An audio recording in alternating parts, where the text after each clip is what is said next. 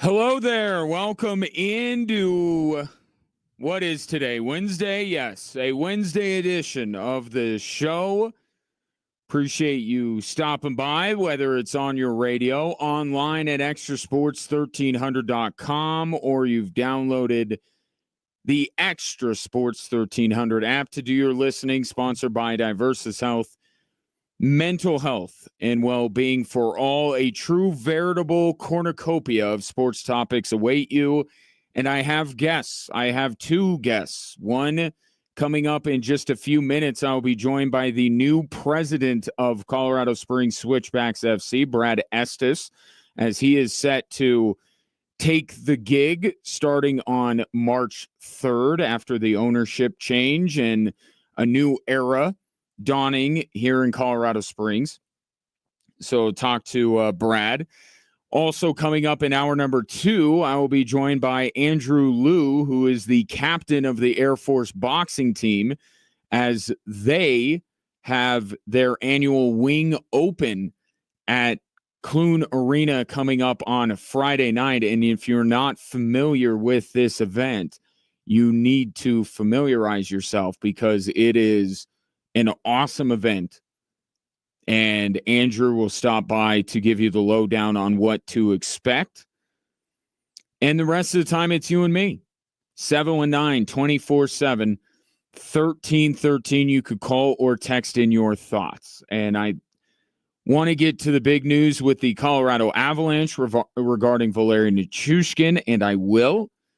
But what is top of mind across sports today is the revenge game of Luka Doncic going against the Dallas Mavericks last night.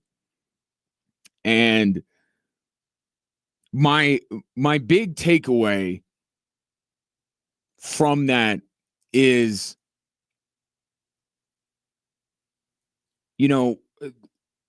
Luka, this storyline is a lifeline that has been thrown to the NBA. Because we're coming off of the Four Nations. And I've talked about this. It feels like that Sports Illustrated cover in 1994 where why the NHL is hot and the NBA is not. There's been so much negativity surrounding the NBA, and most of it is justified. Not here to talk anyone down off of that stance because I myself have that stance. There is a lot of negative going on with the NBA right now. And then you have hockey who has this moment and they go head to head. And we're not talking about the NHL overtaking the NBA, right? That's years. That's hockey taking a moment and stretching it into like a decade. Right? The move for a sport to overtake another or to grow in popularity, it takes time. It takes a lot of time. So when the NHL's up and the NBA's down, it's not that the NHL then takes over this part of the calendar. Like the NBA is still there. And if you ask most people, I would say you would find more basketball or NBA fans or people that watch the NBA than the NHL. But there was nothing between now and the NBA Finals that would keep the NHL from continuing to capitalize on this moment. Matthew Tkachuk was just on what was he on, Kimmel or Fallon the other night? When's the last time a hockey player was on one of the late night talk shows? And then we have the trade deadline, and maybe there will be a significant move, Sidney Crosby to the Avalanche, that may, kind of refresh the hockey cycle. And I think there are a lot of people, I'll at least say this, that are looking, if they're at least amenable to the idea of watching hockey over basketball. This is the moment where you can sway them. except for the Luka storyline. I think that is something that is going to save this NBA season. We were getting ready to, regardless of the result, to pronounce. I mean, what possible outcome could there be? Obviously, fandom aside, if the Nuggets won around here, it'd be a great NBA season. But overall, across the country, I don't think there's any result that people would look back and say, wow, what a great NBA season. But then there's the Luka storyline. Saturday, the Lakers and the Nuggets was the most watched show on television on Saturday. And look, you can certainly poke holes in that, right? It's a Saturday. The NFL's not on. You know, what are networks offering up this time of year? Like, I get that. But there, with all the channels that are out there, the fact that Lakers Nuggets was the most watched show on television tells you how compelling this storyline is. And that wasn't even a game against the Mavericks. And I don't know what the numbers are. I've been up at Air Force today. I don't know if the numbers have come out for TNT in last night's broadcast. But a game between the Lakers and the Nuggets did huge numbers for a league that only negative things were being said about it. And then you get the Luka revenge game. And I know I might be in the minority, but I think it's better that his first game against the Mavericks was at Crypto. Because to me, and I was trying to think of other like real big revenge games. Like I make a big deal about it. Roland Vargas and I make a big deal about it on the Switchbacks broadcast whenever a former player, like I'm a sucker for revenge games and I talk about it all the time. But not all revenge games are created equally. And not all revenge games are actually revenge games. Some of these players that used to play for one team and are playing that team for the first time with his new team, there's no animus there. It's not revenge. Like the guy leaves during free agency or whatever. The circumstances around Luka leaving Dallas makes it a true revenge game. And the only local example that I can really think about is when Peyton Manning went to Indianapolis. And we didn't get Peyton in Indy as quickly as we got Luka against the Mavericks.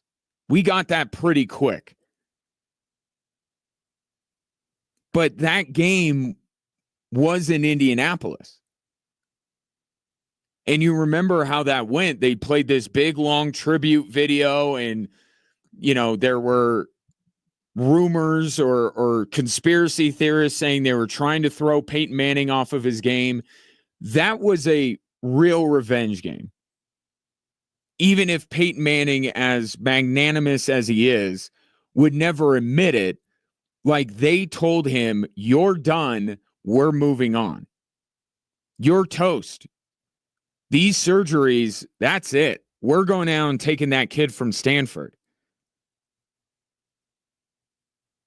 So a lot of these revenge games, they don't quite have everything that Luka playing the Mavericks does. And if there's another example you could think of that would come close to what happened last night, let me know, 719-247-1313. But just everything, what's that phrase that people use? It was last night was a movie. Like it was kind of a movie last night.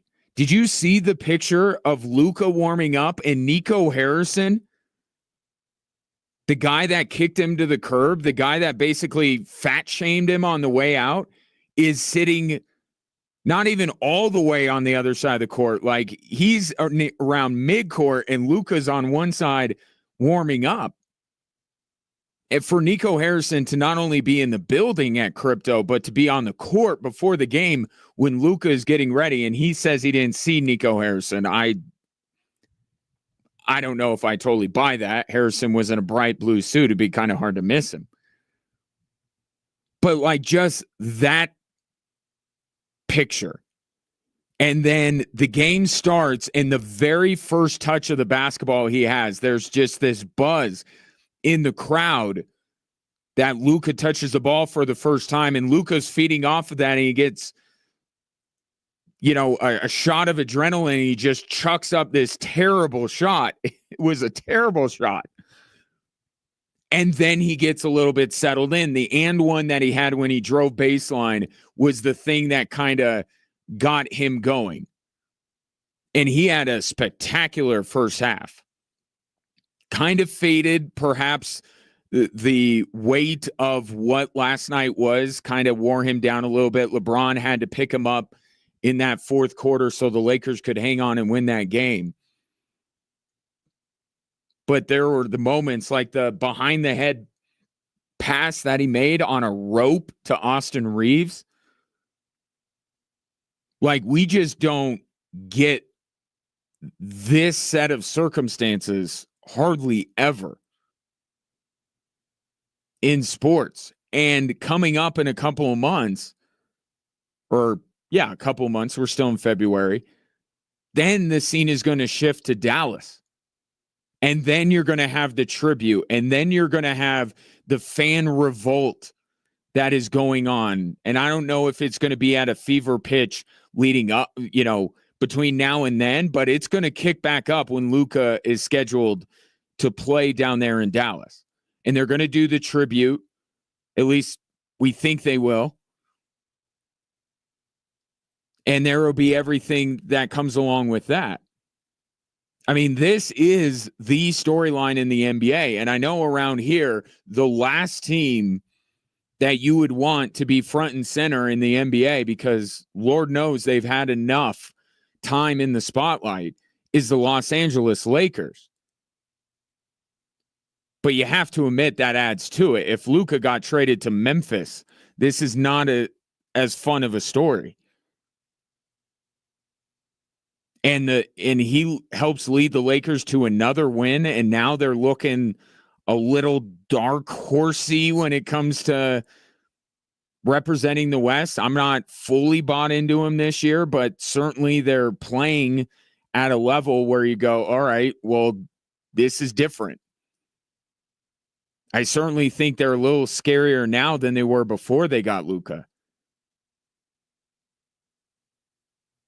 But for a season that most of the games you tune in and it feels like the same thing over and over again, and it's the same teams that are really good, or you're not really buying into the storylines, and then here comes Luka.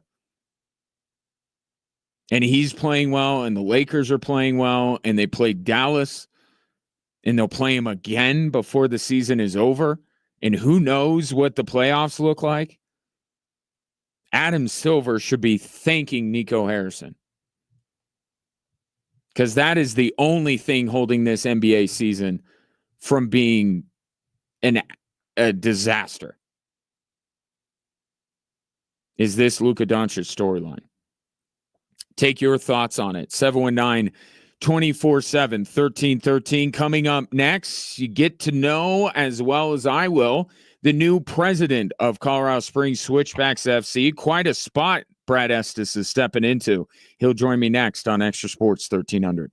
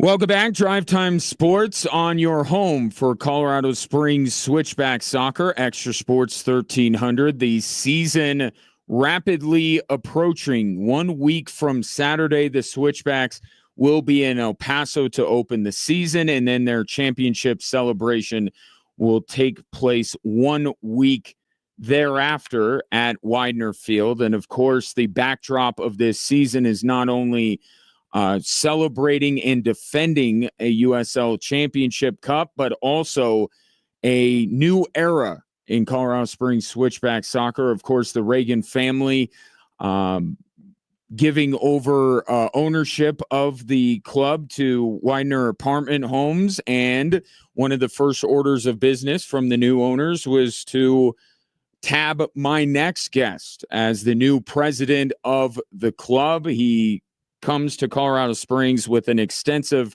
resume. You may know him from his time in Louisville. Brad Estes is my guest. Brad, first of all, congratulations on being named the new president of Colorado Springs Switchbacks FC. How's it feel? It feels awesome. Thank you so much, Ryan. Thanks for having me today. It is my pleasure. So I saw a lot about why the Widener Group would want you to head up this organization, but I'm curious why you felt like this club, this city, this at this time is the next step in your career that you want to take. Oh gosh, everything lined up perfectly from my perspective. I'll start with the ownership group. From the first meeting that we had, it was clear that we were aligned on culture, and that's a very important point for me.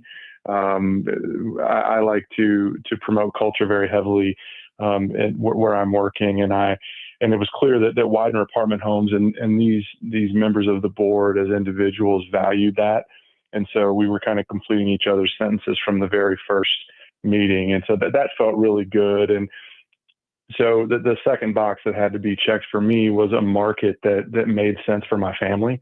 I have 3 kids, 2 will be out of the house.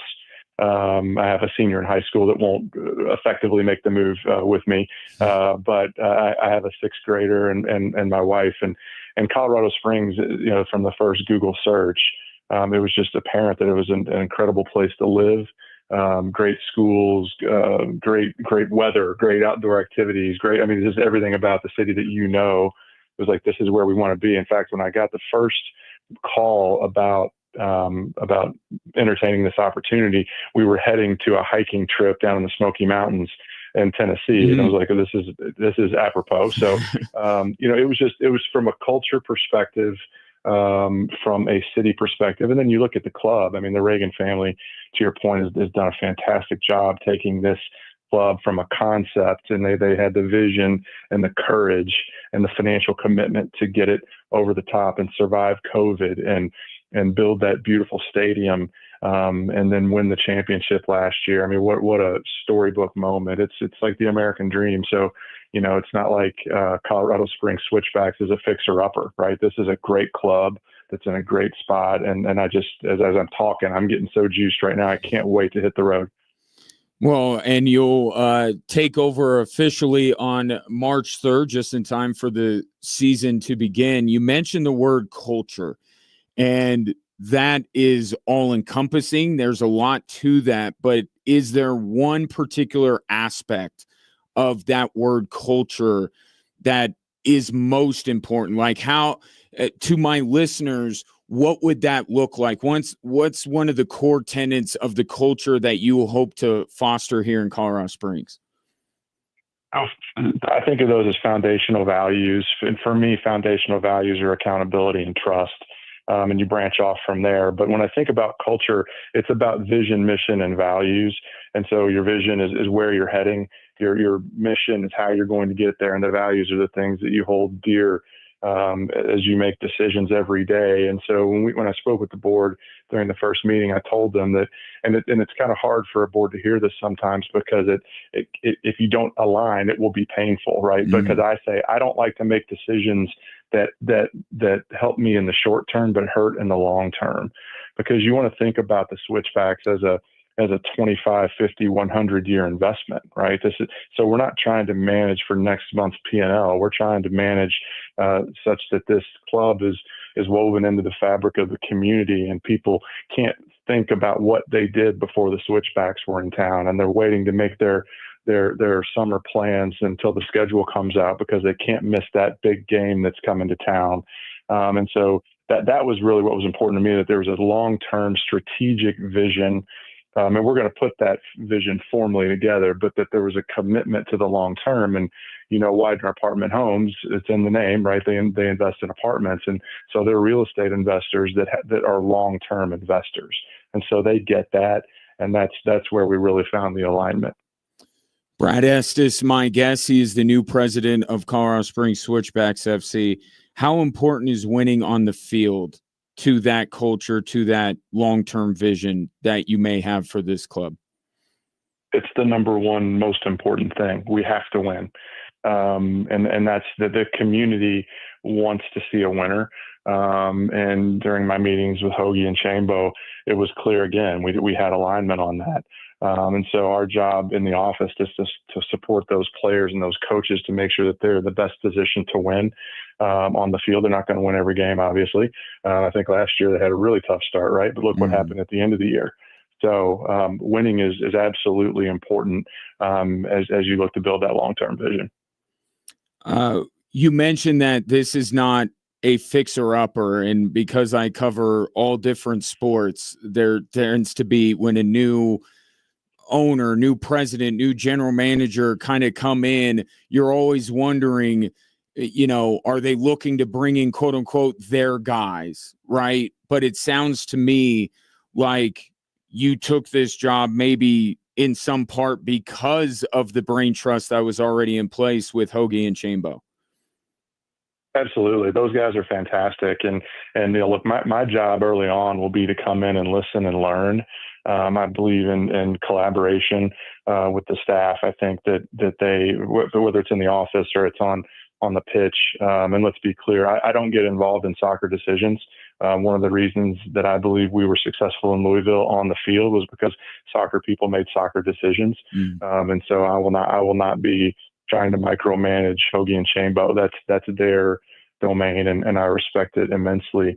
So, in terms of bringing in my own guys, there's no changes that we need to make at this point. So it's exciting.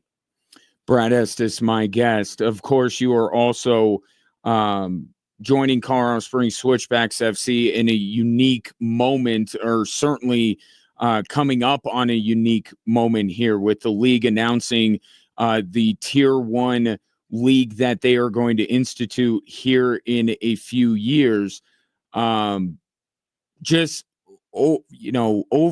for this time in the USL Championship, having spent the time you did in Louisville and now coming over to Colorado Springs, how does that kind of an announcement hit you as somebody who is in the industry, has been in this league? What was your reaction to that news? It's incredibly exciting. If you can have a 3-tiered system of promotion and relegation, the first of its kind in this country, I think that the American fans will latch onto that, and you'll start to see how important these relegation battles are at the end of a season. In some American sports, you hear the concept of tanking for draft picks. Well, that doesn't happen with promotion and relegation, because you're fighting to stay in the league that you're in. And that's when some of the best matches are, right? And so I think it's incredibly exciting. I'm interested to see how all of this works relative to the pro league standards that the federation has in place, relative to stadium size, market size, things of that nature, because I think that there's a hill to climb yet there. Mm-hmm. But if this can be implemented, I think that you'll see the USL become extremely interesting to the American fan base. Have you spoken with anybody in the league, or are there any plans of a league-wide meeting or anything like that coming up to kind of, as we embark on this season, and I don't know what the next step would be, but just, is there something coming up to where you may, or we may as the general public kind of know a little bit more about this vision that the league has? There was a board of governors meeting a couple of weeks ago.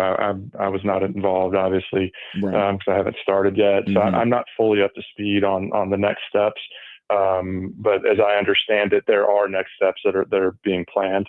I'm just not in the loop yet. I can't wait to dive in. Yeah.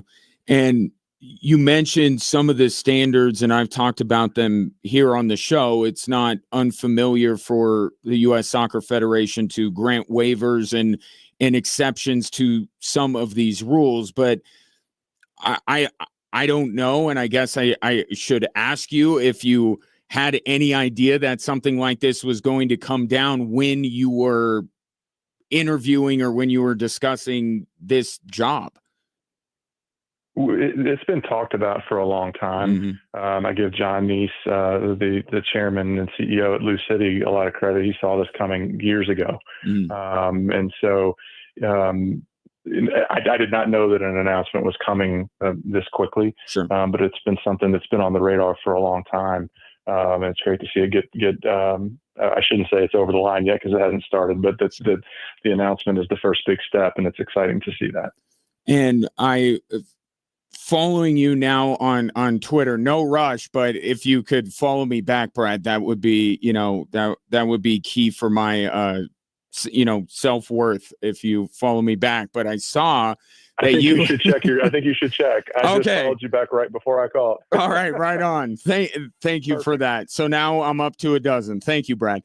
When I think it was CBS Golazzo had a representative from the league on, and you had tweeted about a word that you have brought up in our conversation, which is vision, and you touted Widener Apartment Homes in this board as the type of people that have that vision. Do you think we'll figure out all the ins and outs and what is needed in order to be a part of that top league as we move along? But do you have confidence that whatever those hurdles are or obstacles are, that this is a group and this is an organization that can satisfy the criteria necessary to be included in that first iteration of the league? So here's what I know. Okay. And that's that this group has a passion to grow the game of soccer in Colorado Springs and has a passion to be the best and play at the highest level possible. What I can't say, I don't want to set any fires before I even arrive in Colorado Springs. So I don't want to say that there's a commitment or a plan or right.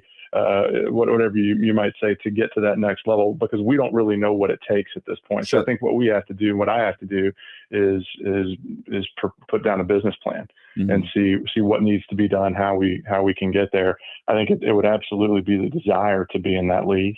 And with this fan base and with this, the quality of the club in the office and on the pitch and the commitment from Widener Apartment Homes, I would hope that we can make that happen. One other thing I wanted to ask you about, because it's become quite topical around these parts. Obviously, like you said, I don't want to, fill out your calendar for the next year on projects you're going to be doing. I'm just curious because I get asked about this a lot with the rise in popularity, really the explosion of women's sports in our country. And it's an amazing thing to see. You helped bring women's soccer to Louisville. I'm curious, in your experience with that, how beneficial was that? Was there a symbiotic relationship? Because I think people may wonder about the crowded marketplace, I guess, right? All these teams. I'm curious, how did that all work with you in Louisville, and how much of a supporter are you of that project that you undertook? Very supportive. I think that women's soccer is the future of soccer in this country, along with the men as well. But it's something that we talked about with the board during the interview process. I think that we need to look very hard at bringing a women's team. I think that you talked about symbiotic relationships. I think that there are the obvious economies of scale associated with you already have the stadium, you already have the back office staff, so that there are those economies of scale. But the way I look at it is kind of looking back, not having a women's soccer team alongside your men's soccer team might have been, and you have to follow me along with my esoteric analogies here, but it might have been the absence of a positive thing. Okay. But going forward, I believe it will be the presence of a negative thing. Okay. Which are different things. So I think as you move forward, you need to build out the pyramid, and which includes youth soccer. We have to figure out how to support youth soccer in Colorado Springs as well, which brings along more discussions about facilities and things of that nature, which we all have to tackle as a collective. But I'm a big believer in the women's game, and look forward to going down that path, putting that business plan together. Well, you got your hands full, my friend, and I certainly appreciate you taking time to join me. We have, I think, just barely scratched the surface of what your time in Colorado Springs will be, or I hope it will be. But again, congratulations. It was a pleasure to get to talk to you, and I guess we'll see you around the park here in a couple of weeks. Absolutely. I really appreciate you having me on. I look forward to developing this relationship. Absolutely, Brad. Really appreciate it. Thanks. That is Brad Estes. He is the new president of Colorado Springs Switchbacks FC. And you look, I don't know if you read the press release from the Switchbacks, but Brad, what he was able to build in Louisville, I see, something similar. And in fact, there are a few things that he got done in Louisville that doesn't need to be done here, right? The new stadium is already here. That's something that he helped make happen in Louisville. But I appreciate how forthright he is about, women's soccer. And the USL obviously has a women's soccer league, and how good that could be and how much that can coexist with already the men's team for Switchbacks FC. So, and youth soccer was something that he was instrumental in the support. So a lot of this stuff that I hear him talking about is on his resume, things that he was able to do in Louisville. And in Louisville, for those who don't know, I mean, they're one of the better organizations in this league. I think Colorado Springs is certainly one of them as well, but Louisville's really good, perennially strong team, well attended, well supported. It's a good operation he's coming over from. Now, this is going to take time, right? Everything, promotion, relegation, the top tier league, women's soccer, all this kind of stuff. I mean, he even said it. This is not 1 year. This is, a long-term play here. I mean, the guy hasn't even technically started yet. And Nick Reagan, who is the outgoing president, is going to help him transition. So Nick's going to be very important to what the Switchbacks do this year. I feel like this year is going to be, and Brad mentioned it, a lot of listening, learning,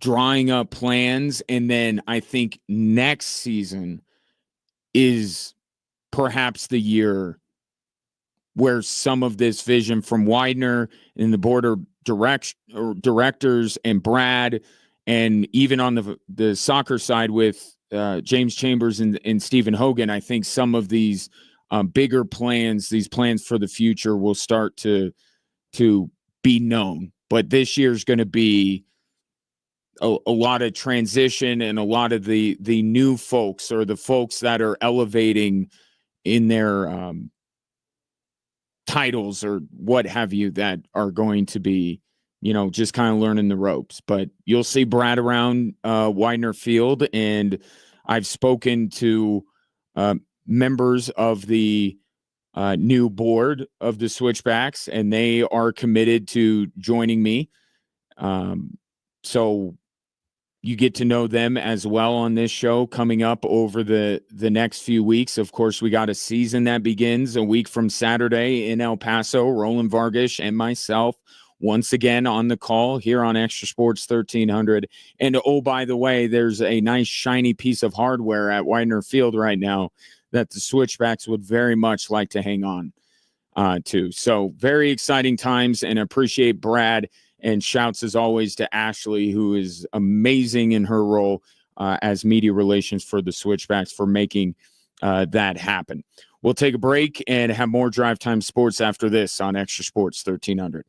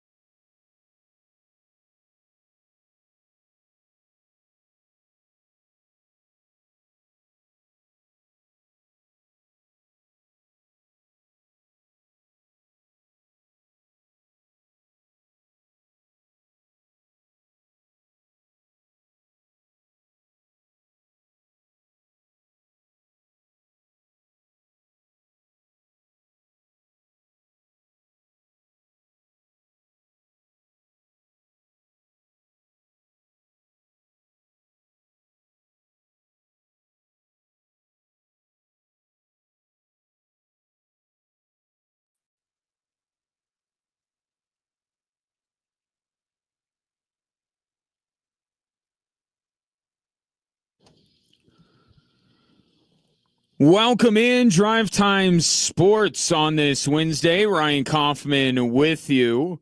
You can watch the show live on a daily basis on our social media platforms at Extra Sports 1300. And if you happen to follow me on any of those platforms, you can watch the show there as well. 719-247-1313 is the number if you want to text or call in your thoughts on this Wednesday. Coming up, Andrew Liu, captain of the Air Force boxing team, will join me as he and his fellow Falcons are getting ready for the Wing Open, their big annual boxing tournament. That is Air Force v. Air Force. Kind of an interesting twist. The coaches of the boxing program do not coach. This is all player or athlete fighter driven. And it's one of the more unique sporting events that we have in Colorado Springs, and it's happening at Clune Arena on Friday night. And Andrew will stop by to talk a little bit more about it here shortly. But in the meantime, I would like to discuss the Colorado Avalanche, who tonight are playing the team formerly known as the Colorado Rockies. That will be a 7:30 puck drop right here on Extra Sports 1300, and help is on the way. Jared Bednar announcing that Valeri Nichushkin, perhaps a little bit later than we expected, but is back tonight for Colorado. And it was supposed to be once they came out of the Four Nations break, he'd be good to go. And we're, 2 games? Right. 2? Yeah. 2 games late. But Valeri Nichushkin is coming back. And I'm not going to put a ton of expectation on him. The guy hasn't played in a long time.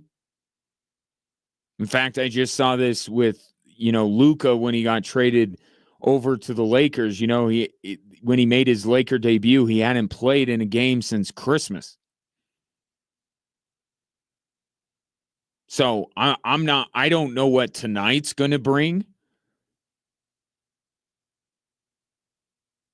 But Valeri Nichushkin needs to get ramped up soon. If what Cale Makar said the other day is something that is felt throughout the organization, we're less than 10 days away from the NHL trade deadline.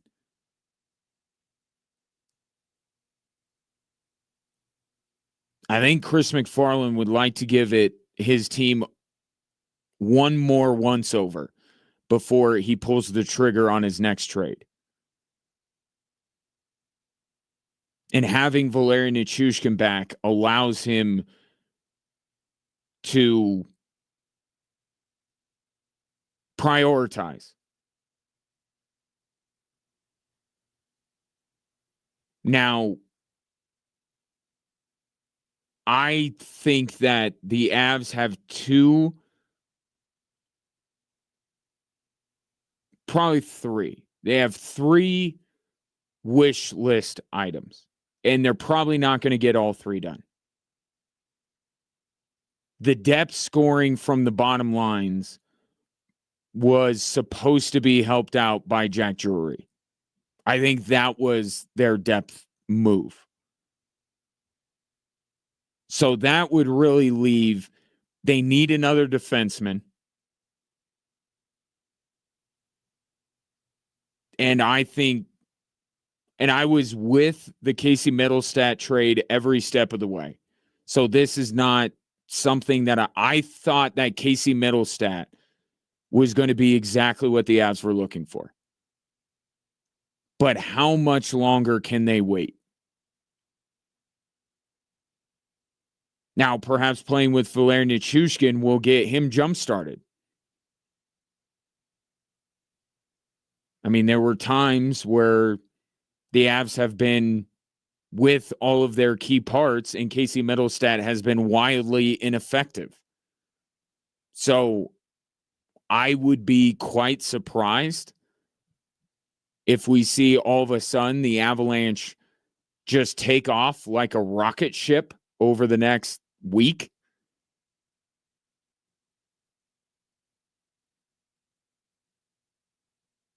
I do think they should be in the market for a second line center. I mean, you really, you have Natchez, you have Drouin, you have Nichushkin, you have Lehkonen. Like, that is a group of wingers. If you can upgrade it, great. But really, the missing piece here and why they have been so incredibly top heavy is because they don't have a consistent second line center. And it's becoming like the Broncos quarterback situation. Like, they're just bringing in all of these guys post Nazem Kadri, and none of them seem to work.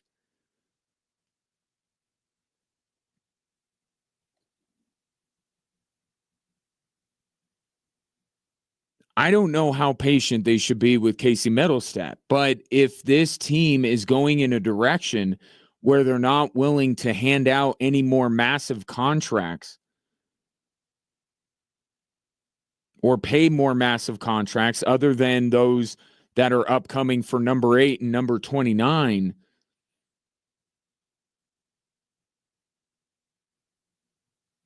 this may be their reasoning or their excuse or whatever you want to call it. I think they'll say privately or in public that having Valeri Nichushkin back, who Chris McFarland called not that long before he traded Mikko Rantanen, one of the most underrated players in the league.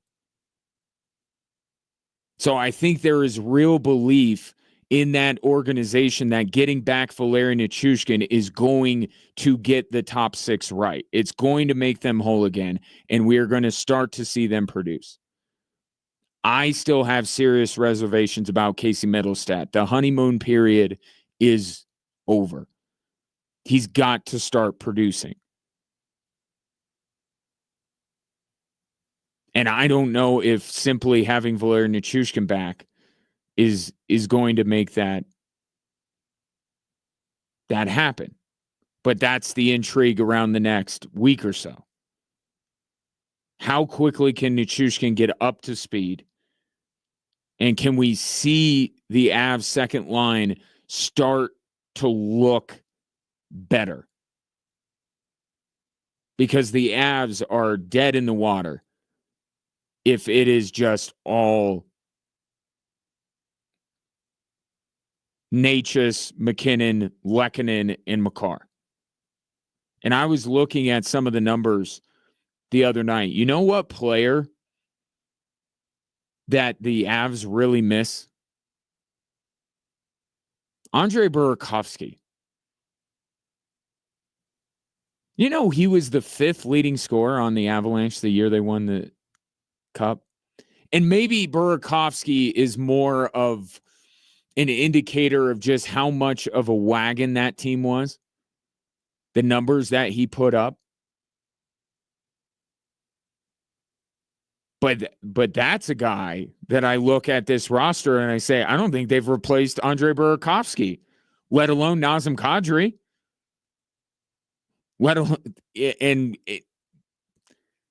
I don't know that they've done a great job of replacing Gabriel Landeskog for the time being.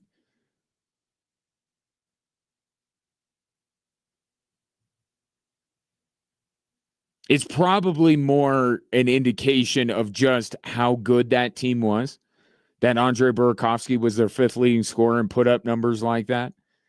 But I look up and down, and like Arturi Lehkonen's not on pace to equal or surpass. He's going to fall short of what he was 2 years ago and even last year. Valeri Nichushkin has no shot, but just because he's been hurt, if nothing else. Natchez this year isn't going to be You're not going to look at him and say, oh, he's just as good as Mikko Rantanen. And they're not getting back Gabriel Landeskog.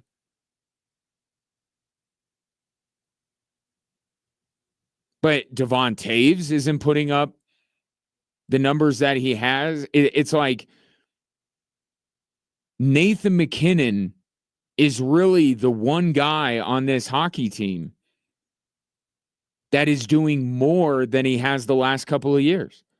And what's wrong with that picture? The guy won an MVP, and you're like, you need to do more. And to his credit, he is. But like no one else on the roster. Cale Makar is brilliant, but he's not having a career year. But Cale Makar is the last guy I'm going to look at, and for the very same reason that you shouldn't look at Nathan MacKinnon. I'm not looking at Cale Makar and say, hey, we need so much more out of you. Need more from Arturi Lehkonen. I need more from Devon Taves. And I'm talking almost strictly from an offensive standpoint. It's like you have McKinnon, who's up, and then you have Mackenzie Blackwood, who is much better than his predecessor. So the Avs are better in two spots. And they have Cale Makar in the third spot that you're pretty happy with. Everybody else is not producing at the level that they did. Certainly, well, where am I? I guess I'm thinking more Nuggets timeline. 3 years ago, 2 years ago, 1 year ago. Like Jonathan Drouin hasn't been what he was. It's like, how many of these guys can you just allow if you're the Avalanche to, decrease their production and say, oh, no, we can still win a Stanley Cup? Because it's bordering on everyone.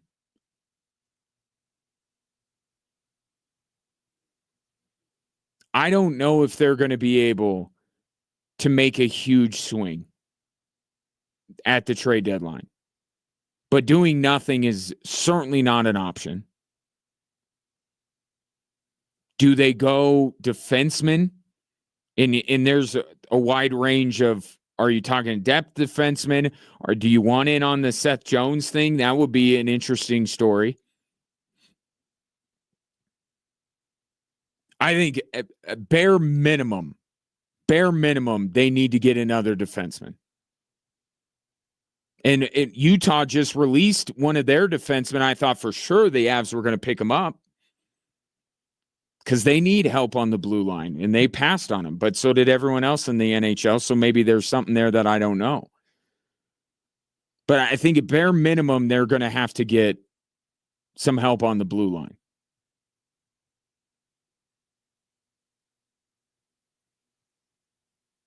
And I think really for the Avalanche to be taken seriously as a Stanley Cup contender, they're going to have to land someone big. I really do. I think they're going to have to make a significant addition.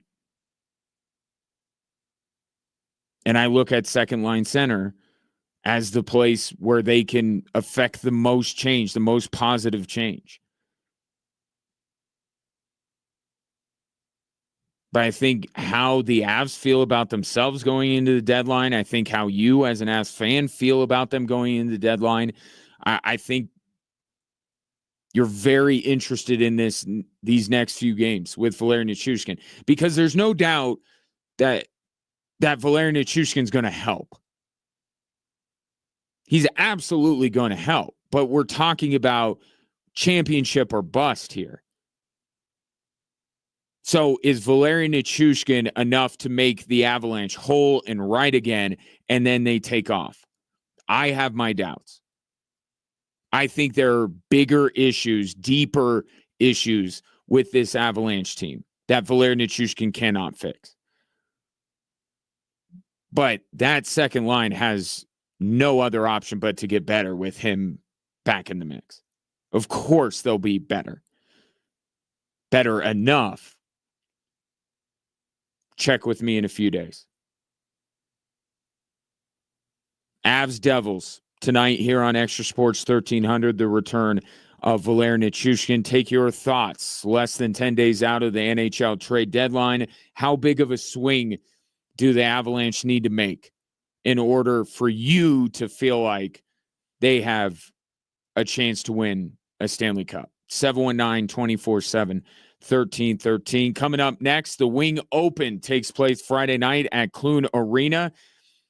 Andrew Liu, the captain of the Air Force boxing team, joins me next on Extra Sports 1300.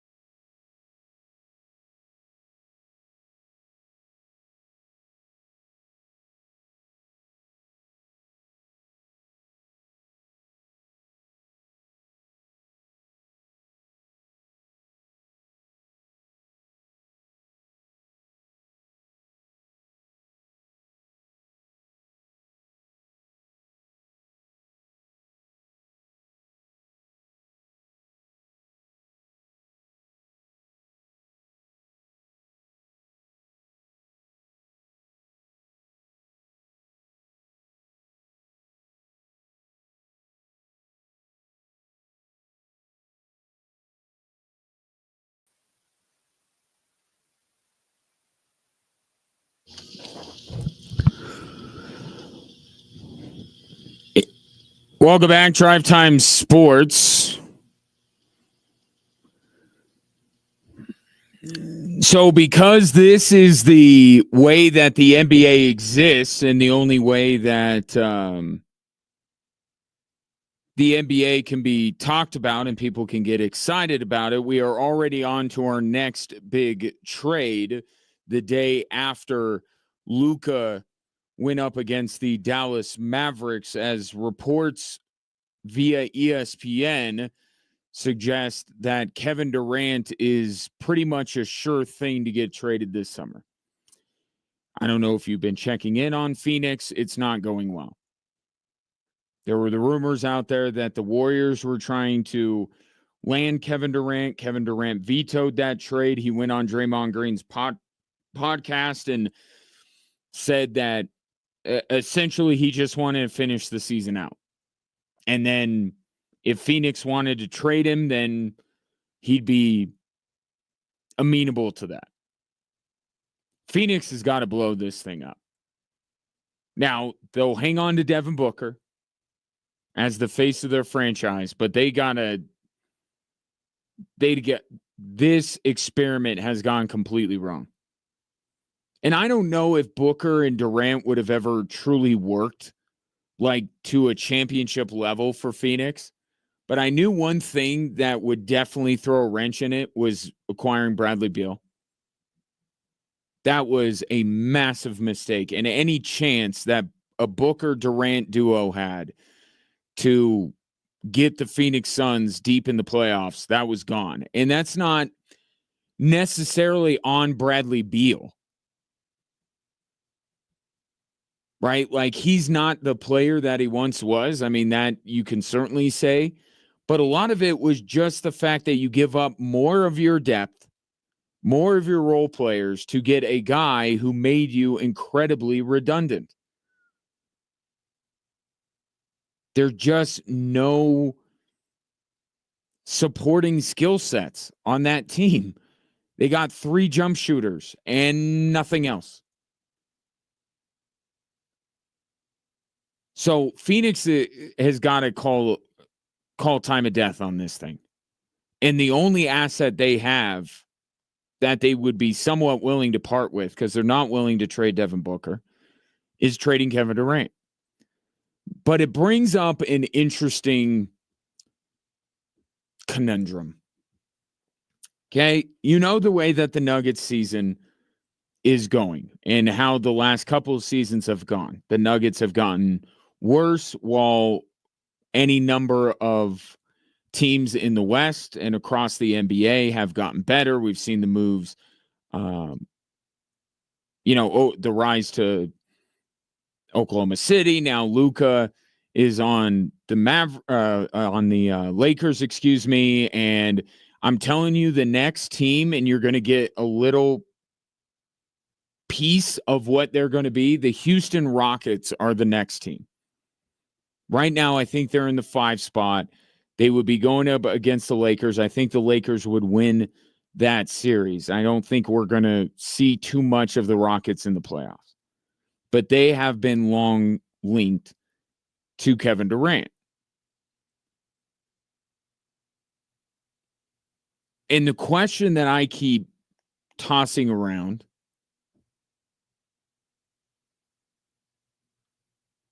should the Nuggets trade for Kevin Durant in part to keep him from giving rise to the next team that could overtake the Denver Nuggets in the pecking order? And similar questions pop up in other sports. In fact, something that kind of, not just the reporting today from ESPN, but when I was looking at Mel Kiper's mock draft, he had the Broncos taking Colston Loveland. And then in his reasoning for the pick, said that some part of it would be driven by keeping Loveland away from his college coach, Jim Harbaugh. Or at least that being an added benefit of adding Colston Loveland. Because if the Broncos look elsewhere and Loveland ends up in LA, I mean, that's a great fit in exactly what Justin Herbert needs. And you're in the same division.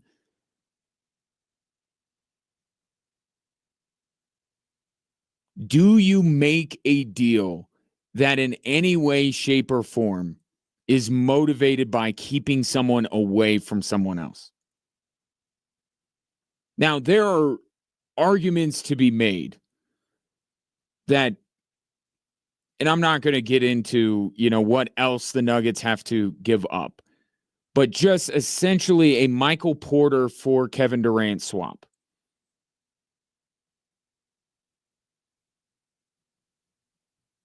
You could argue that if Kevin Durant is still the player he is now next year, that could be really good. Could be better than Porter. I think it's certainly a case could be made. So there's your main motivation. If you can believe that Kevin Durant would be a better player than Michael Porter, then there's your main motivation, certainly. But would any part of that potential move be motivated by the idea that Kevin Durant may end up with the next rising power in the West? And the same question to, I know Colston Loveland fits a lot of what the Denver Broncos are looking for, but let's just say it's any offensive player. Because the Chargers and the Broncos are kind of in a similar boat in that you look at their biggest need or the thing that jumps out to you as, yeah, they got to get more of this, weapons. Right? They both, Justin Herbert and Bo Nix, need weapons. So is there kind of a added bonus, a two-pronged reason? I've been thinking about that. Because if this Nuggets season ends up short of, I don't know, I'm really on the fence about a Western Conference Finals appearance. I think going to the finals, it's a success. All is well, regardless of whether they win or lose in the NBA Finals. I think you say, you know what? It was a rough season. There were some points where I really doubted the Nuggets, but they got right, and they're still the team to beat in the West. Maybe you don't need to make a move that's significant. Need to make moves, right? Can't be another offseason where you're saying goodbye to another contributor and you get nothing in return. But maybe you're not thinking, all right, Michael Porter's got to go, or Jamal Murray's got to go, or Aaron Gordon's got to go. Say, you know what? The core is fine. Now it's just, what are they going to do around that? Kind of similar to what it's been the last couple of years. I don't know if a Western Conference Finals appearance only to lose to Oklahoma City is actually acceptable. I don't. I know it's a result that wouldn't be surprising at this stage, but I don't know if simply going to the Western Conference Finals is enough for the Denver Nuggets. I guess we'll see. Cross that bridge when we come to it. But certainly anything short of the Western Conference Finals unequivocally is a failure. Yes. And then that leads to the, all right, now it's time to make a significant change. Now it's time to shake things up.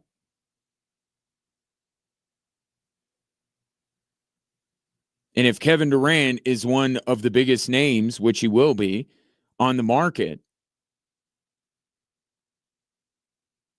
there are going to be other teams that are going to be interested in the services of KD.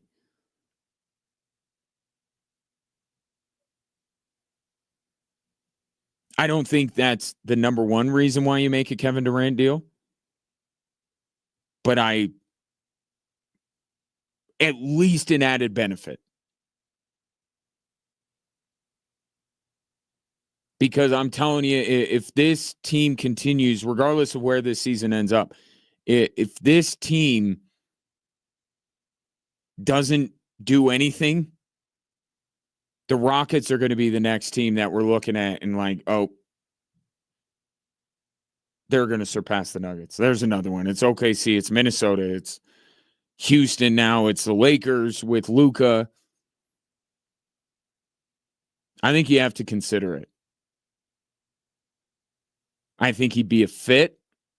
I think Kevin Durant has chilled out a little bit. I mean, he's still on social media and everything like that. Like, he's still very a little thin-skinned and goes at fans and things like that. But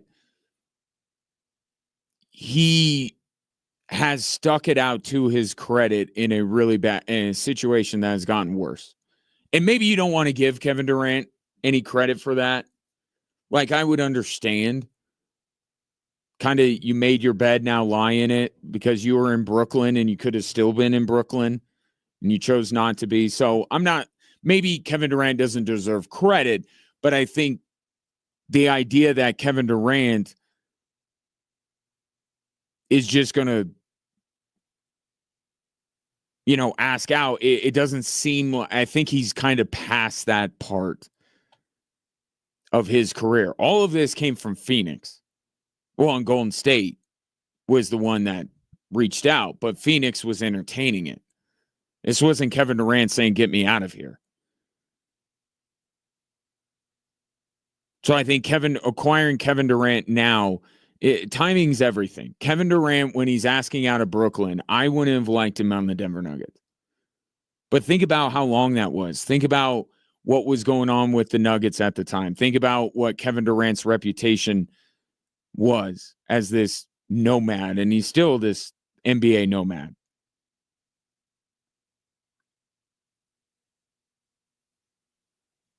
But it seems like he's in a spot that he likes in Phoenix, and he wasn't the one trying to move on. So maybe he's gotten past that. The Denver Nuggets are in a little bit different spot where, drastic times call for what. I think it would be certainly a consideration. And if you could keep him from helping out the next rising power in the West, then all the better. Also saw this from Chris Thomason of the Denver Gazette. I am not surprised one bit to read that the Broncos are not interested in trading for Deebo Samuel. This didn't make sense right out of the gate. Made no sense at all. Deebo Samuel is not what he once was. Marvin Mims is coming off of, with Bo Nix, you could certainly look at him and his improvement first and foremost, but it was his first year. So he did the progression and improvement from Bo Nix was throughout year one. The growth that the Broncos have seen from Marvin Mims, I feel like is something worth fostering, something worth sticking with, and you're going to trade for a player that essentially brings those same skill sets. And maybe at this point, Deebo is better than Marvin Mims, but he's older. He's not what he once was.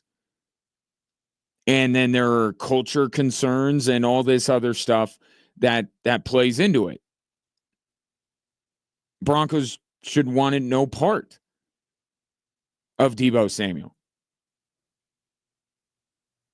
The only possible level that I think the Broncos could entertain Deebo is if he's outright released. And then he's just out there, and the Broncos should vet every free agent. They should have interest and at least do their homework. But still, I end up with Marvin Mims. I don't know if he's ever going to be as good as Debo was, but I know that Debo right now is not as good as Debo was.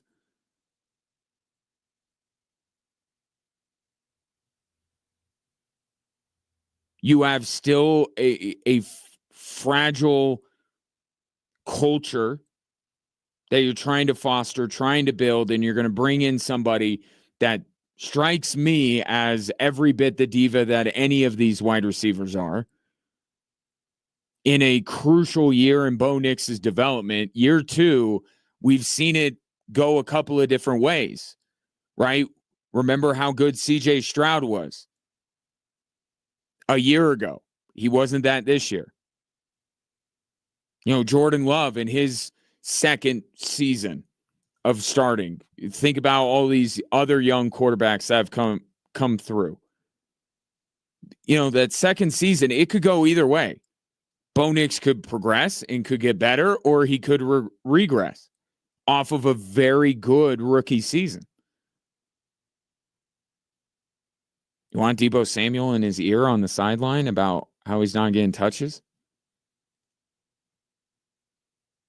You want him to stifle the development of Marvin Mims?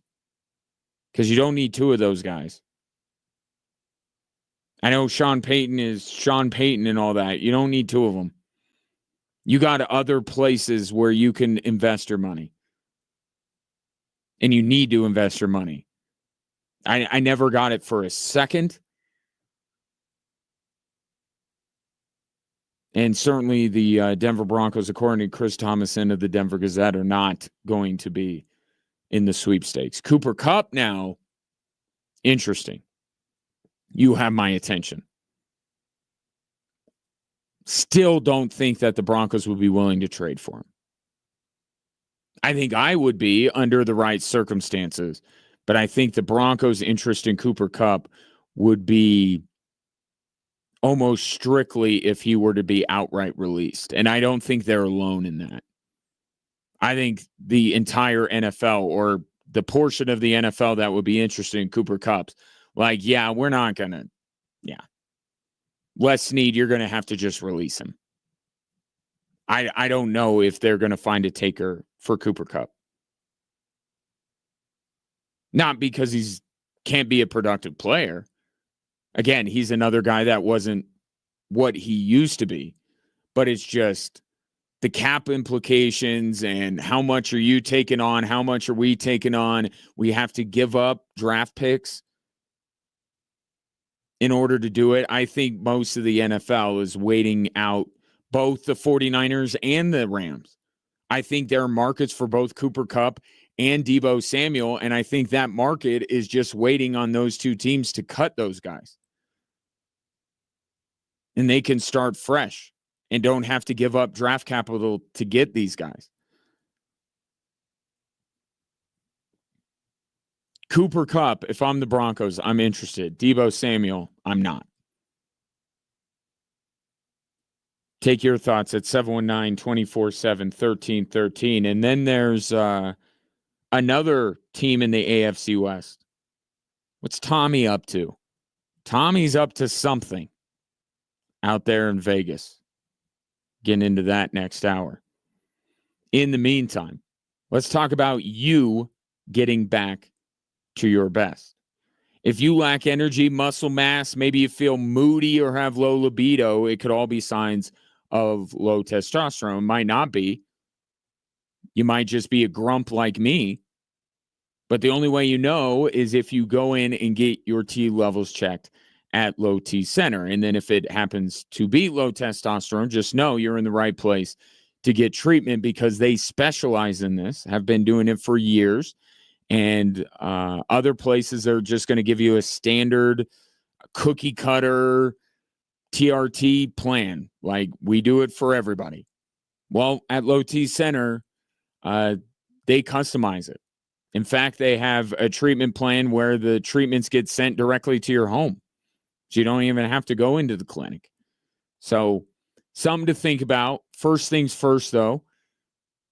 If I'm describing you, maybe go in, make an appointment, lowtcenter.com. Get your levels checked. That's lowtcenter.com. Low T Center, reinventing men's healthcare.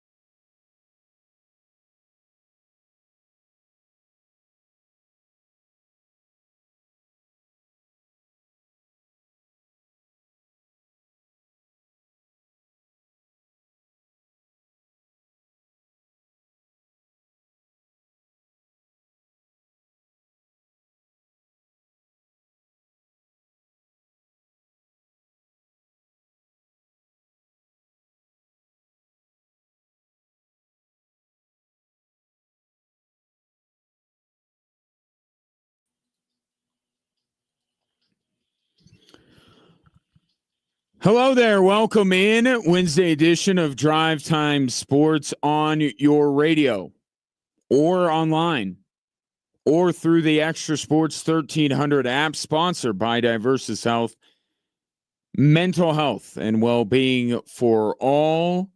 My name is Ryan Kaufman. Nice to meet you, or nice to chat with you. If you'd like to chat with me, you can text or call into the show at 719-247 1313. And if you're watching the show live on the stream, you'll know that today my earbuds are absolutely being a pain in my neck. Keep knocking them out. It's like I have a bonnet on because the cord's all tangled. Just maybe the worst thing that has happened to any human being in the history of planet Earth, but at least I'm strong enough to deal with it, right? All right, let's get going with the three stories that are driving the show.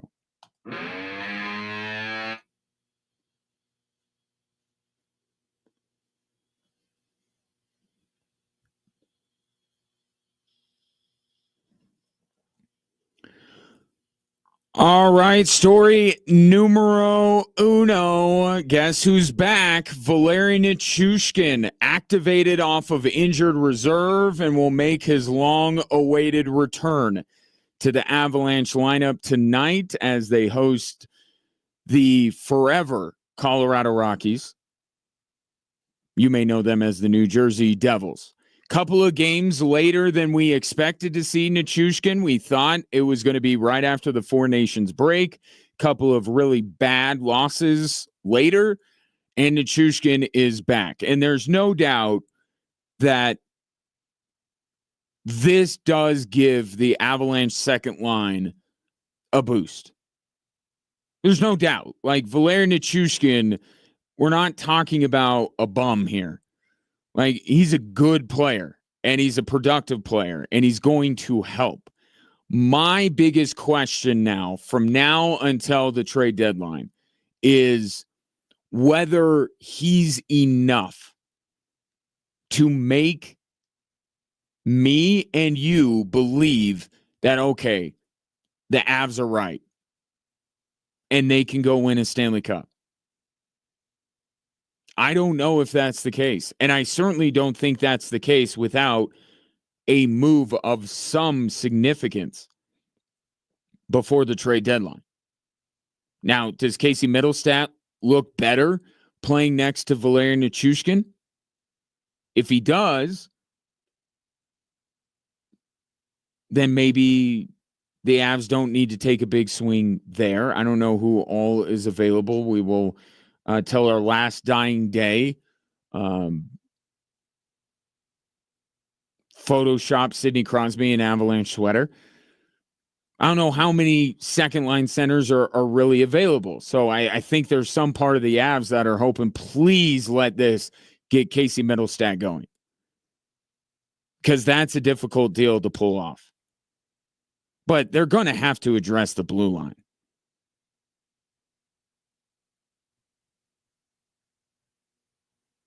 And the third and fourth line are still going to need a little bit of attention here. But those are moves that the Avs have repeatedly made throughout the years. Does Valeri Nichushkin impact the Avalanche to the extent where this team doesn't need to make a blockbuster deal at the deadline in order to save their chances of winning a Stanley Cup? I have my doubts, but there's no doubt that it will look better once Valeri Nichushkin gets going. Tonight, expectations should be at their lowest.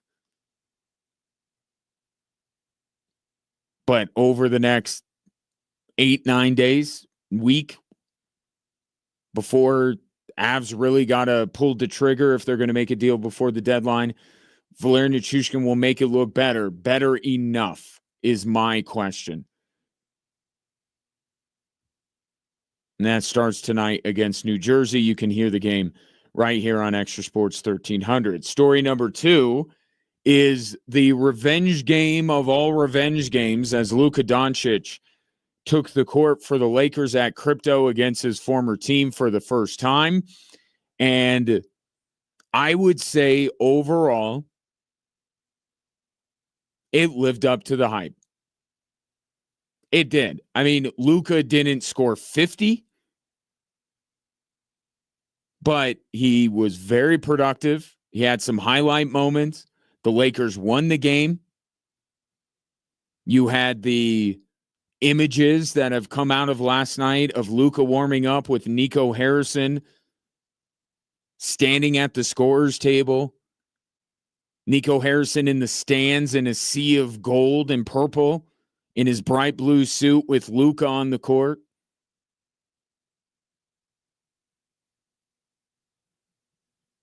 You got the little snapshots. You got the little moments, I think, to make it worthwhile. And this was a revenge game like we have not seen. There's only a certain level of player that could create the fervor for that basketball game like Luka. The only local thing that I can remember is Peyton Manning when he went back to Indy. Maybe Nolan Arenado's first game against the Colorado Rockies. I do think there's some similarities between the Luka trade and the Arenado trade.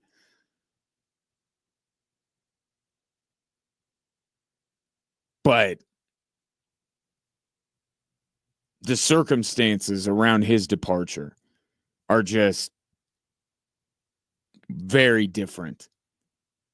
and what was said and what's being reported and the player that Luka is, who I believe wholeheartedly he's a vindictive guy.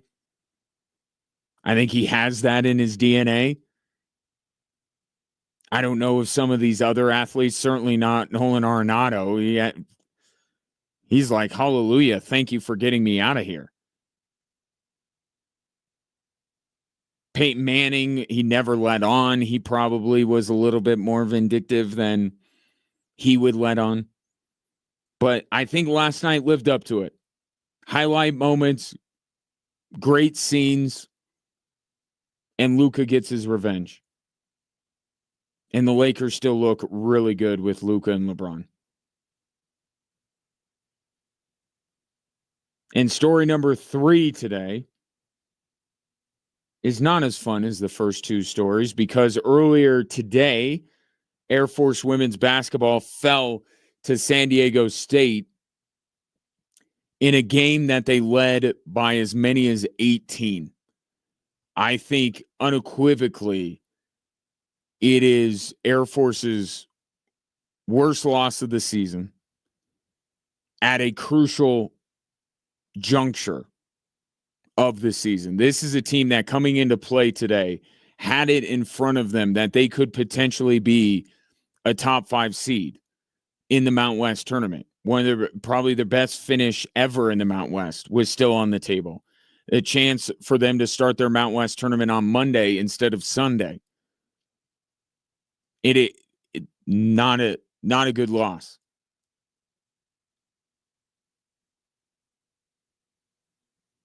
But Madison Smith, fresh off of winning Mount West Player of the Week, was terrific again.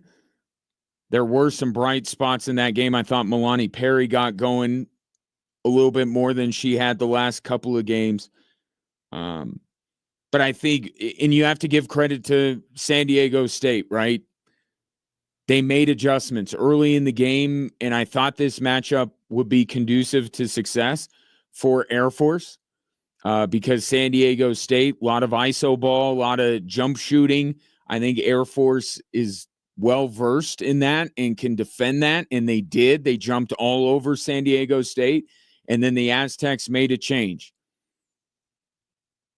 They brought in Callie Clark, a 6'3" grad transfer from Colorado State, and just kept feeding her. And they played off of her, and they got to the rim, and they got fouled. They shot 10 more free throws than Air Force did in that basketball game. They changed it up, and they just kept whittling away. Still, Air Force with a chance to win the game late. Milani Perry's shot is blocked. They still have a chance to at least tie with less than a second left. And Madison Smith's turnaround corner 3 at the buzzer went wanting. So this is, and I said it to Stacey McIntyre, the head coach of the Falcons, after the game, immediately the storyline for Saturday against Boise State is you can't let San Diego State beat you twice. This is going to be a tough loss to shake. You had that team dead to rights at the start of it would have extended a winning streak to 3. Another home game on Saturday and a chance to take a swing at New Mexico on Tuesday with all of this stuff that I mentioned available to them. As far as the postseason is concerned, this is going to be a tough loss to shake off, but they must because they can still get, a 6 seed, which would make them play on Sunday, but you would then be playing the last place team, which would be Utah State, a team you've beaten twice. Even if you finish 7th, you play San Jose State, who you've split with. So the worst thing that can happen to Air Force out of this is that they let San Diego State beat them twice. They lose to Boise. Now they're down even further in the pecking order, playing even earlier. And all this momentum, all of these good feelings and confidence that they had built up with the way they were playing lately starts to go away a little bit. So no other way to slice it. tough one for Air Force today as they were up 15 at halftime and end up losing by 3 to San Diego State. 719-24-7-1313 is the number if you want to weigh in on the 3 stories that are driving the show. Coming up next, are you getting some withdrawals with the fact that the Broncos are not in any of these offseason quarterback conversations? Well, if you are, don't worry, because there's a team very near and dear to the Denver Broncos that might be angling for a pretty splashy move at the quarterback position. That's next here on Extra Sports 1300.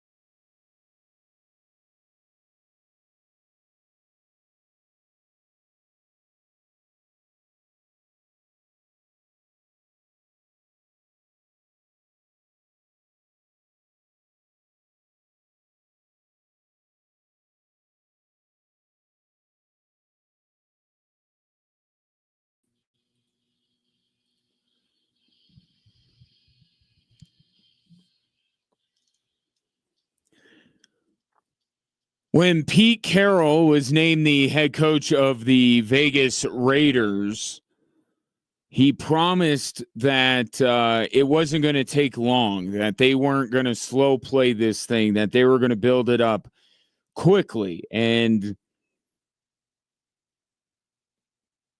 okay, we certainly heard that before. What are you going to do about it? Because Gardner Minshew and Aiden O'Connell is not necessarily a fast build. How about Matthew Stafford? So in the episode of Arrested Development where Tobias and Lindsay enter into an open relationship keeps playing through my head whenever I think about the fact that the Rams have allowed Matthew Stafford to gauge his market. I guess the closest thing to an open marriage that we have in professional sports is allowing a player under contract to go and try to see what they could fetch on the open market. And to me, like Tobias and Lindsay, it doesn't strengthen the bond between the two parties. In fact, it just drives them further apart. So my guess is Matthew Stafford is not a Ram next year. Somebody is going to be willing to come back and give the Rams what they are looking for. And I guess their grand plan here is to bring in Aaron Rodgers and shorten the runway a little bit, shorten the window, and look for a younger quarterback in the future, not be hitched to Matthew Stafford for years to come. You know, it's funny. There are organizations that are absolutely toiling in quarterback hell. And the Rams have basically taken two decent quarterbacks, Stafford being much better than Jared Goff, but basically saying, yeah, we have a guy. I think we do better. So they trade Jared Goff, a quarterback they went to a Super Bowl with. Becomes a sensation in Detroit. But guess what? Rams were right. They got Stafford. They won a Super Bowl. Now they're doing it again. Many teams, I think, should be interested in Matthew Stafford, especially in a quarterback draft that is really only two players deep. But here are the Rams again saying, you know, we're kind of over it. We're kind of done here. I don't think Matthew Stafford is back with the Rams next year. That's just a really weird, bizarre thing to do, to allow a player under contract to go out and gauge his market without basically saying, I mean, it's what the Niners are doing with Deebo Samuel, except the Niners are calling it for what it is. They're like, we're trying to trade the guy. Rams are kind of half in, half out of, well, we're not trading him. We're just letting him see what else is out there.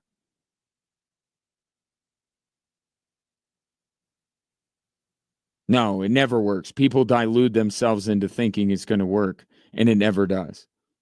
But it could work for us. So add the Raiders to the list of teams that would be interested in Matthew Stafford's services. Tom Brady, according to Jordan Schultz, has been, I guess, is it tampering if you give Matthew Stafford permission to flirt with other teams? Are there no tampering rules in the NFL anymore? Were there ever tampering rules? Anyway, I mean, I guess they allow Tom Brady to still be on Fox despite having an ownership stake in an NFL team. So tampering, conflict of interest, NFL doesn't bother themselves with such silly things. They are really honing in on what to do about the tush push.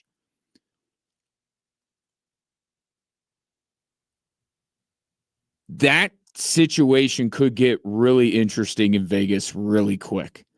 if they add Matthew Stafford. You already have one of the best young weapons in the National Football League in Brock Bowers. And you have a game-wrecking defensive player in Max Crosby. I'm not saying, like, look, the Broncos are further down the road than the Raiders are. The Chargers are further down. The Chiefs are still at the top of that division. And you go through the list with the Bills and the Ravens and, like, look, there's a Houston. I'm not sitting here proclaiming the Raiders as next year's AFC champions, but they go from essentially being the one completely uninteresting, irrelevant football team in the AFC West to now being really interesting. And it would fulfill Pete Carroll's prophecy of them going quickly on this. But let's dream for a moment what this could be. Okay, so certainly the Raiders go from completely irrelevant, borderline laughing stock, throwing out Gardner Minshew and his jorts on a weekly basis in NFL games. I mean, it's just pitiful, the level of quarterbacking the Raiders got last year.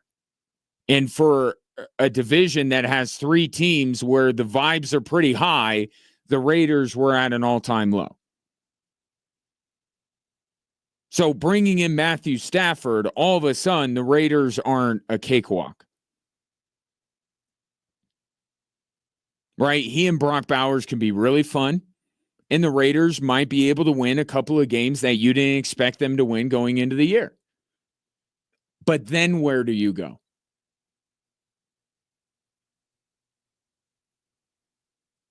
Because if this is, what, a 3-year thing? I mean, what can you possibly hope to accomplish with the way that the division is going? So, yeah, maybe you could split with the Broncos. Maybe you could split with the Chargers. Maybe you can even take a game from Kansas City. I don't think you can do all of it in 1 year, but certainly the potential is out there because you have a quarterback like Matthew Stafford and you have Max Crosby and, you know, any given Sunday. But you're still capped out at, I don't know, let's get really bullish on the Raiders with Matthew Stafford. 7 wins? That didn't get you anywhere close to the playoffs. It might get you bottom of the division again. And then what are you adding? As, by the way, Matthew Stafford probably deteriorates as a quarterback. So what is this? That would be my question. What is the end game here for the Raiders? Do they think that they can win this division with Matthew Stafford? Is this about building a culture? And I said this when Carroll was hired. You know, all you need is a few wins along the way. Like, look at the Broncos last year, right? Just the few wins, they happen to all come in succession. But what those wins did for the feeling around the Denver Broncos to build the culture, all the Raiders need to do is win a couple more games. Maybe knock off Kansas City. Maybe knock off, I don't know what their schedule looks like outside the division, but knock off a Buffalo or a Baltimore. Win a couple, 3 more games than you did the year before. That's how you build a culture.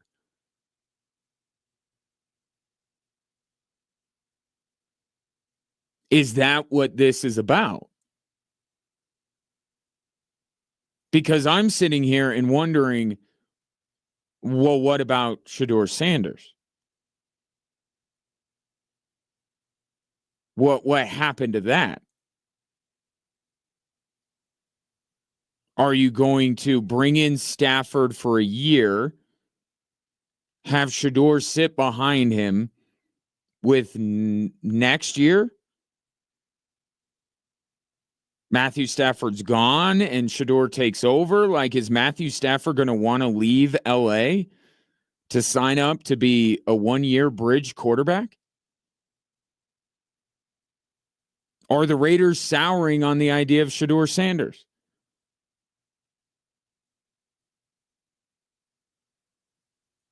Because look, depending on what the Rams' asking price is, I mean, if the idea is just, hey, we want to be more competitive immediately, then Matthew Stafford accomplishes that. But it's going to happen at the expense of a premium draft pick, probably. You don't want to be in the Arch Manning sweepstakes? And again, is Matthew Stafford going to want to be a 1-year or 2-year bridge to another quarterback? I would have to figure what would be the Raiders' goal here. But there's no doubt that if they want to be a better team this upcoming season, that essentially trading up from Gardner Minshew to Matthew Stafford, yeah, that does the trick. But are you trying to compete in this division long term? You got this is what I keep cautioning the Denver Broncos against. Don't get too big for your britches. Don't take too big of a swing. You got a good thing going. You're doing it the right way. Right? Don't go out and spend all your available cap space on T. Higgins. Don't acquire Deebo Samuel at the expense of the development of Marvin Mims. Like, don't be taking these swings that teams that are on the cusp of winning a championship take. Build things up slowly, yes, but the right way to have not just success in the near future, but sustained success. The Raiders are no different. The way they build that out is by getting a quarterback. And there is a perfectly good couple of them. I am not down on Cam Ward or Shador Sanders. I think both of them have the ability to be franchise quarterbacks, given, obviously, the normal caveats of where they end up.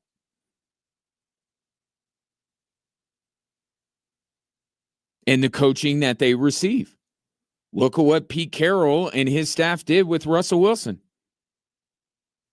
You're telling me that Russell Wilson coming out of college is a better talent than Cam Ward and Shador Sanders? I don't believe it. Not for a second. I don't believe it for a second. So to me, I would, if I'm a Raider fan, I would have some confidence that with Pete Carroll in, they can get either Cam Ward or Shador Sanders off to a really good start.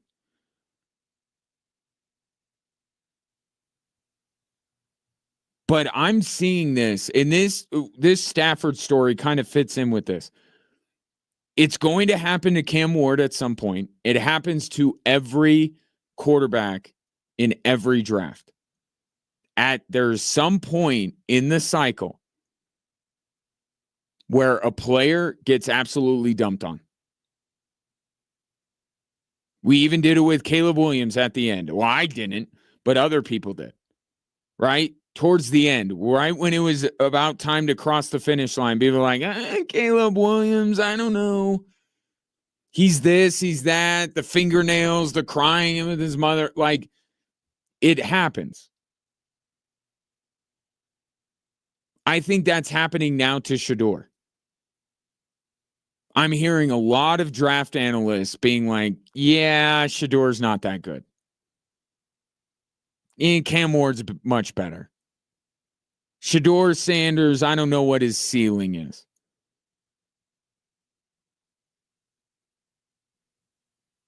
And I would agree that Shador's ceiling is probably lower than Cam Ward's. But I look at Shador and I say, if you're an organization like the Raiders that wants to immediately see some growth, to immediately see some reasons to buy in and believe in the future, Shador's going to give you a better chance to have that year one than Cam Ward.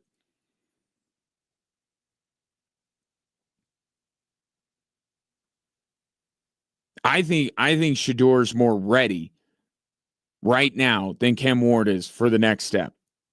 Cam Ward, I think he's going to need a really good situation because he's going to need to be brought along slowly, and there are too many potholes on that road. With Shador, I think he could. What else do you need to see? Like, what am I? Yeah, he holds onto the ball a bit too long. Absolutely, that is a fair criticism of Shador Sanders.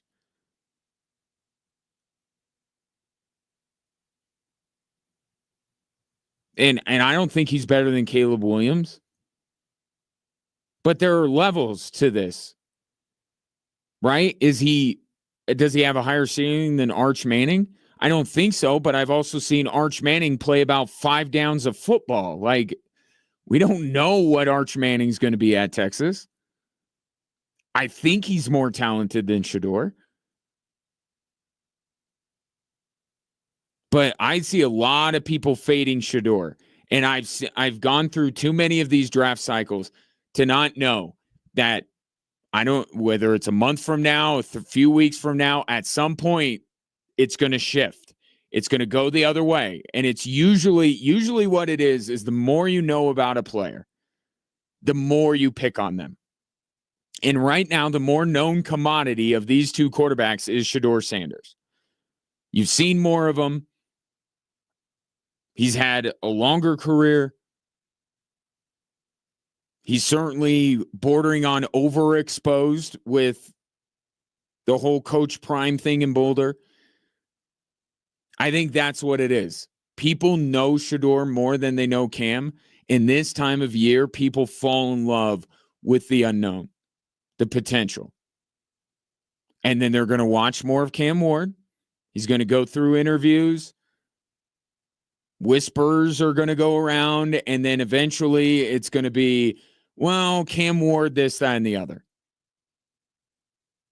And then Shador is going to rise back up. If I didn't know any better, I would think it's all staged.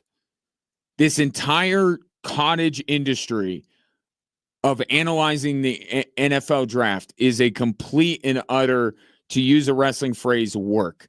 It is, they do this all on purpose. They do it to drive listenership and viewership and clicks. I think half the time I listen to these draft analysts or read their mock drafts that they don't believe. In fact, I give credit. I think it's Daniel Jeremiah. I think that's who it is. Or maybe it's Jeff Darlington. One of those two guys. There's so many of them. But it's basically just, he's like admitting when he puts out his mock draft, he's just throwing stuff out there. Just, I was doing this, and how about this? Like, that's refreshing to me. But the people that go to the mat and are like, Shador's like, when, where, why? When did this happen? The question a few weeks ago or a couple months ago was, can the number one team in the draft actually get Shador?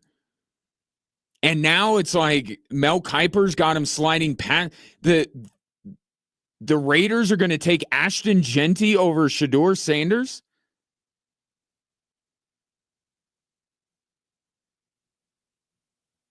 Like, I'm starting to think this whole thing is just completely fraudulent, and they just make stuff up. I don't think they believe half of what they say. Shador Sanders doesn't have the potential to be a good NFL quarterback. I'm not talking generational. I'm not talking about the second coming of Patrick Mahomes here. But in a league where it's essentially a 50-50 proposition that your quarterback will either work or he will be an epic failure, I like the latter 50% for Shedeur Sanders. I think he can work.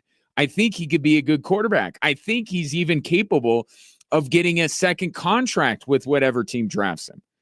And Cam Ward, I feel the same way.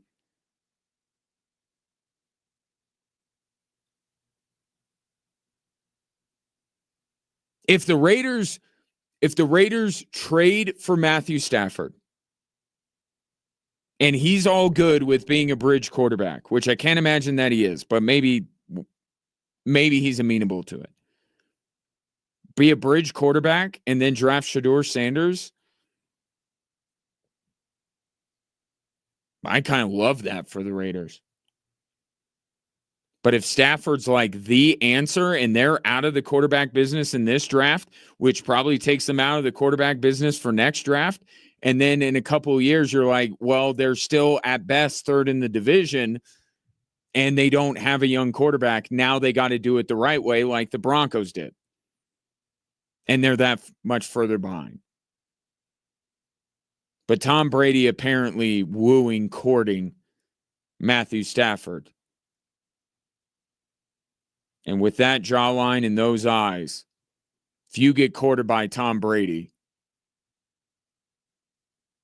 you're going to fall in love. I think Matthew Stafford might be a Raider. 719-247-1313 back after this.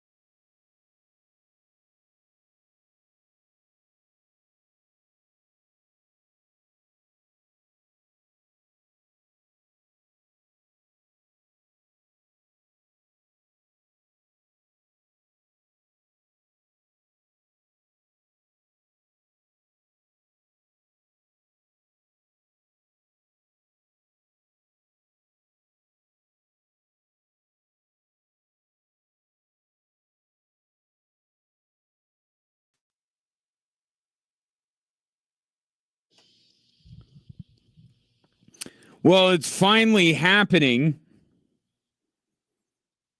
And I would like to send my sincere thanks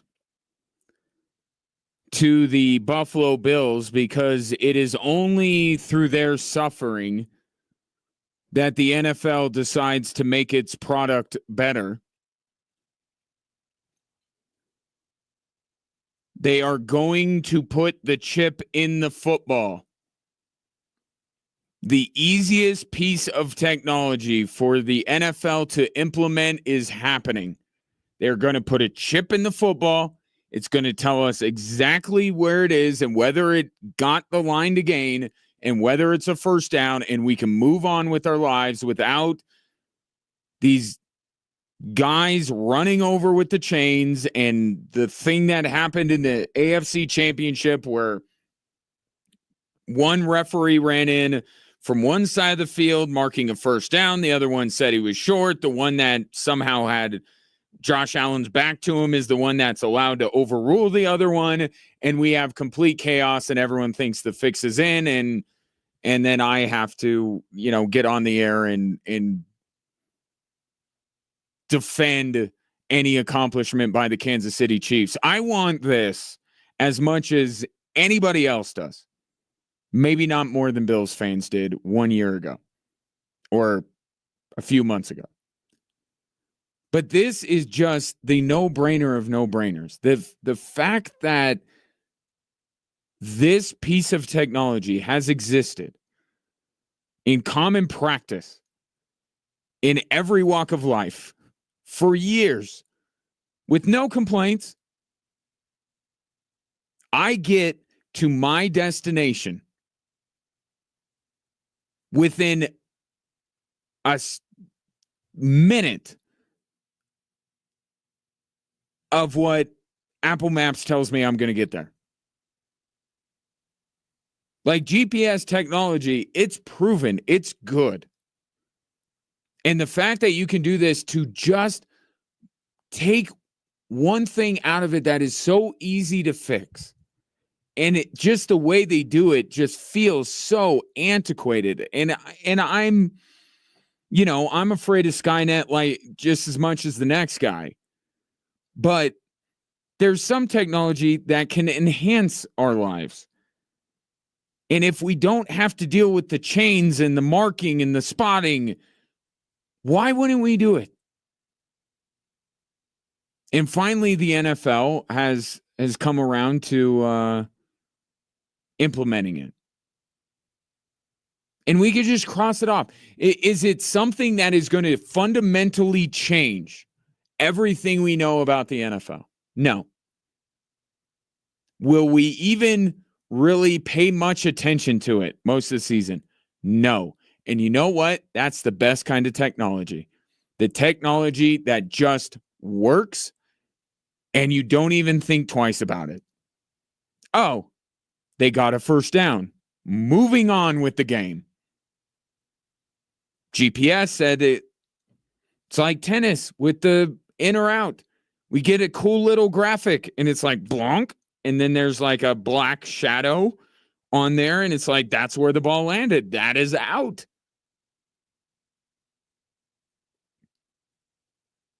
Is there an uproar over this technology?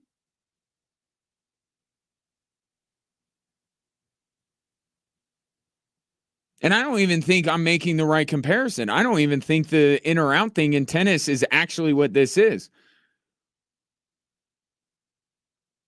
This is just kind of beep, got it, cool, first down. And if it happens to not work, then you still have the dudes with the chains. And no, it doesn't cost anybody their job. See, win-win. This for years has been a no-brainer for the NFL, and only through the Buffalo Bills suffering once again does this come to fruition. That's the space that the Bills exist. The Bills are the NFL's martyr. They are repeatedly sacrificed in order for the game to get better. And for that, Bills, I salute you. Now do automatic balls and strikes. Now, that is a more radical change. I will readily admit that. The GPS, the little chip inside the football, that is small potatoes. That's an easy thing. It does not really fundamentally alter the way we view the game of football. I understand robo-ump behind the plate, balls and strikes, that's going to be noticeable. That's going to be a major change. But that should be the next thing. And they're testing, I talked about it the other day, they're testing it. Max Scherzer's not okay with it because he can't take advantage of his scouting reports on the umpires. He challenged 2 pitches that were called balls. The technology came back and said, you're wrong. And now Max Scherzer threw a temper tantrum about it. Should just go to this. And I'm all for the human beings everywhere else because there's all these other calls that are made on the field that are subjective, that are nuanced.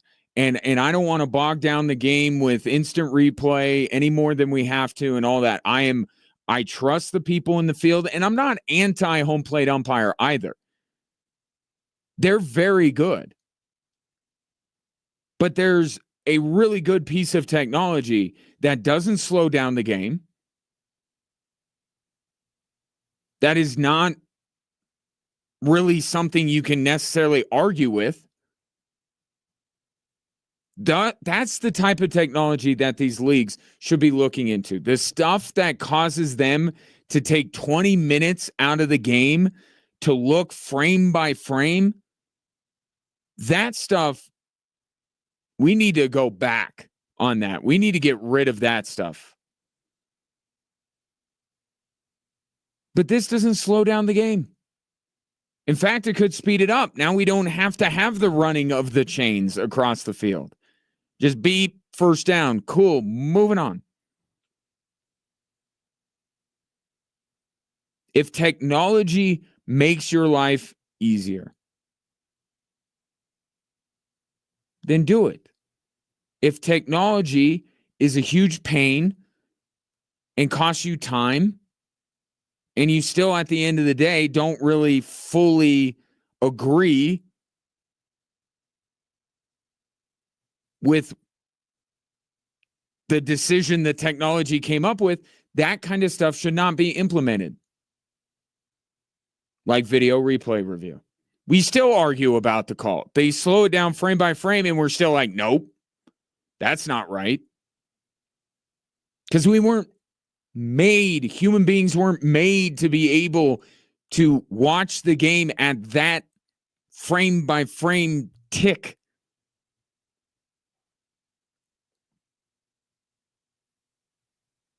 And I'm not anti-slow-mo replay. I'm just saying to make crucial calls, we don't need it. But good on the NFL. It's about time they did something right. Am I right? So that will be coming to an NFL stadium near you next year.